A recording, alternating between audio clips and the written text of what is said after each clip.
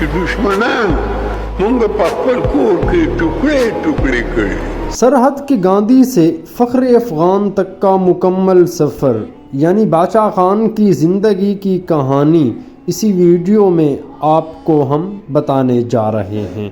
باچا خان پشتونوں کے سیاسی رہنما کے طور پر مشہور وہ عظیم شخصیت ہیں جنہوں نے برطانوی دور میں عدم تشدد کے فلسفے کا پرچار کیا اور ساری زندگی اسی فلسفے کے حامی رہے. 39 سال جیل بھی گزاری، ملک سے بھی نکالا گیا بلکہ غدار بھی کہا گیا، لیکن آپ اپنی راہ سے نہ ہٹے. ذاتی معلومات: وہ 1890 میں اتمان زئی گاؤں میں پیدا ہوئے. آپ کے 5 بچے ہیں جن میں خان عبدالولی خان، خان عبدالغنی خان، خان عبدالعلی خان اور سردارو خان بیٹی اور مہرتاج خان بیٹی شامل ہیں. تعلیم: آپ نے ابتدائی تعلیم کے بعد Edward mission high school Peshawar میں تعلیم حاصل کی. ان کے والد بہرام خان قوانین اور زمیندار طبقے سے تعلق رکھتے تھے. انہیں انگریز افسروں میں بھی عزت اور رسوخ حاصل تھا. مقامی طور پر نہ پڑھ سکنے کے سبب خان عبدالغفار خان کو ان کے والد نے ولایت بھیجنا چاہا مگر ماں کی ممتا نے باہر نہ جانے دیا. سیاسی سفر: آپ نے 1990 میں رولڈ ایکٹ کے خلاف تحریک میں حصہ لینے کے ذریعے سیاست میں انٹری کی اور 6 ماہ قید کاٹی. 1920 میں ہجرت تحریک میں شریک ہو کر افغانستان گئے مگر تحریک ناکام ہونے کے سبب واپس آ گئے. 1921 میں آپ نے اپنے گاؤں اتمان زئی میں ایک دینی مدرسہ قائم کر کے اسے قومی سرپرستی کے نقطۂ نظر سے چلانا شروع کر دیا تو انگریز سرکار کو یہ کام ناگوار گزرا اور انہوں نے آپ کے والد کو بلا کر مدرسہ بند کرنے کے لیے کہا کیونکہ وہاں انگریزوں کے خلاف تعلیم دی جاتی تھی. باوجود اس کے مدرسہ چلتا رہا پر باچا خان کو بھی جیل میں لیکن اس دوران باچا خان کا بھی جیل میں آنا جانا لگا رہا. 1921 میں انہوں نے خلافت تحریک میں حصہ لیا اور 3 سال سزا بھگتی. 1924 میں جیل سے نکلے اور مسلمانوں میں غلط رسوم کے خاتمے کے لیے انجمن اصلاح افغان قائم کی. 1926 میں سب کارکنوں کے ہمراہ کولکتہ میں کانگریس کے اجلاس میں شریک ہوئے اور اس طریقے سے 1930 میں انہوں نے خدائی خدمتگار تحریک شروع کی جسے سرخ پوش تحریک بھی کہا گیا. 1930 میں گاندھی جی نے ستیہ گری کی تحریک شروع کی تو عبدالغفار خان نے ہزاروں افراد کے ساتھ مل کر صوبائی کانگریس کمیٹی کے تحت شاہی باغ پشاور میں کانگریس کے پروگرام نمک کا قانون توڑنے میں حصہ لیا اور اس طریقے سے جب یہ اجلاس 23 اپریل کو قصہ خانی بازار پہنچا تو اس پر فائرنگ کی گئی جو 4 گھنٹے تک جاری رہی جس میں سینکڑوں ہندو اور مسلمان مارے گئے. 57 افراد کے نام ظاہر کیے گئے اور 38 لاشیں ہسپتال والوں نے نامعلوم قرار دے کر دفنا دیں. 550 لوگ زخمی ہوئے اور اسی تناظر میں 30 اپریل 1930 کو خان عبدالغفار خان کو گرفتار کر کے جیل بھیج دیا گیا.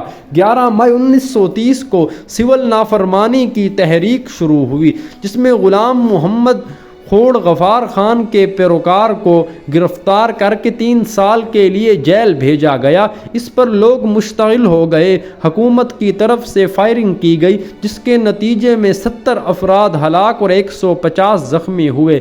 26 مئی 1930 کو ایک سردار گنگا سنگھ جو سرکاری ملازم تھا بڑے بازار سے اپنی بیوی بچوں کے ساتھ تانگے میں جا رہا تھا کہ ایک انگریز افسر نے اسے اور اس کے دونوں بچوں کو مار دیا. ان کا جنازہ اٹھا کر ہزاروں افراد جلوس کی شکل میں نکلے تو انگریزوں نے آ کر راستہ روک لیا. لوگوں نے کہا وہ صرف جنازہ لے جانا چاہتے ہیں، ان کا کوئی خراب ارادہ نہیں، مگر اس کے بعد بھی گولی چل گئی اور متعدد افراد ہلاک اور زخمی ہوئے.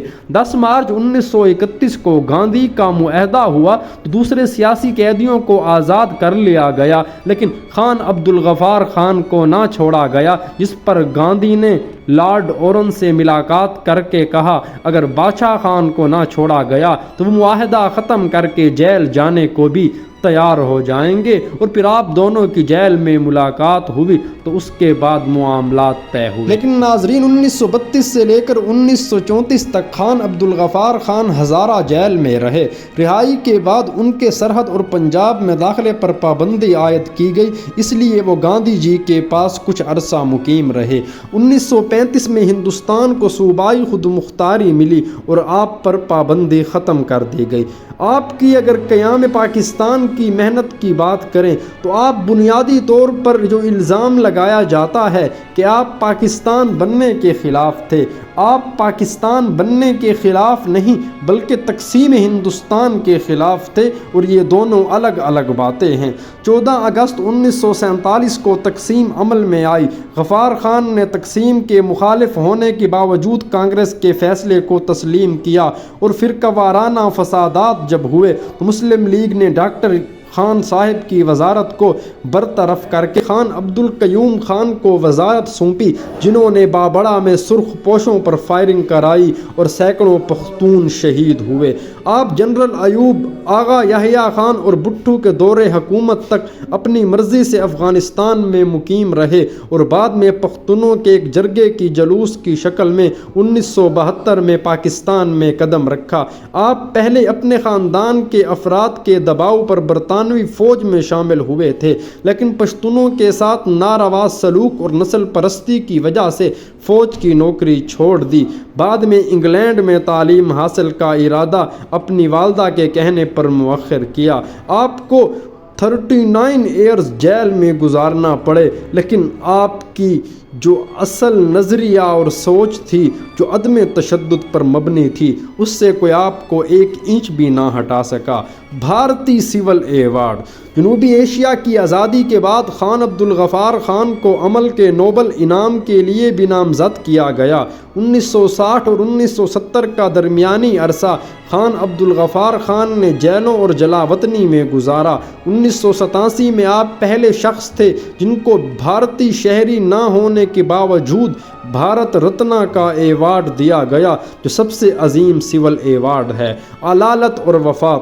4 جولائی 1987 کو ہندوستان کے دورہ کے دوران دلی میں آپ پر فالج کا حملہ ہوا، اور آپ 50 روز زندگی اور موت کی کشمکش میں رہنے کے بعد پاکستان واپس لائے گئے، اور 20 جنوری 1988 کو 97 ایئرز کی عمر میں اس عظیم قوم پرست رہنما نے داعی اجل کو لبیک کہا، اور آپ کو وصیت کے مطابق جلال آباد افغانستان میں دفن کیا گیا۔ افغانستان میں اس وقت جنگ جاری تھی، لیکن آپ کی تدفین کے موقع پر دونوں اطراف سے جنگ بندی کا فیصلہ آپ کی شخصیت کے علاقائی اثر و رسوخ کو ظاہر کرتا ہے۔ اگر آپ باچا خان کو چاہنے والے ہیں تو اس کا مطلب یہی ہے کہ آپ جمہوریت، عدم تشدد اور انسانیت کی بقا کے لیے کوشاں ہیں، اور ہمارے چینل پر بھی آپ کو اس قسم کا ہی مواد ملے گا، اسی لیے سبسکرائب کر